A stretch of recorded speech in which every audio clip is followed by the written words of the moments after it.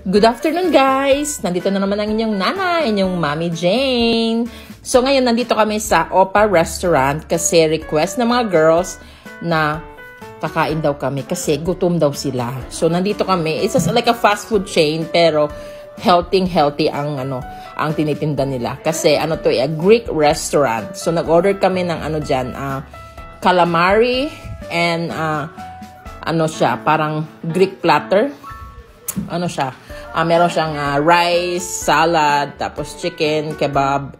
And of course, nag-order din kami ng dream tea, bubble tea. Sa kabila kasi ng itong Opa, bubble tea na. So, nag-order kami ng mango and taro request by the girls. Hindi na ako nag-order for myself kasi hindi ko naman mauubos. At the same time, it's too sugary na. O diba? Tikim-tikim lang tayo sa mga girls.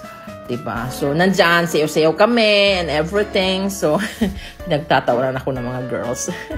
Sabi ko sa kanila, mag-vlog tayo today. So, ayan, tingnan nyo. Kinukulit nga ako dyan eh. May pa-heart-heart yan si Mommy. As in, enjoy na enjoy si Mommy. Tingnan nyo. Seryoso talaga ito si Mommy. So, nandito, kasama ko si ate. Si Kuya na sa bahay. Kasi, ibang school si Kuya. So, actually, after nito, mag-grocery sana kami. So, pero sabi ng mga girls, gutom daw sila. So, orderan natin ang pagkain kasi baka mag-grumpy ang aking mga little bosses.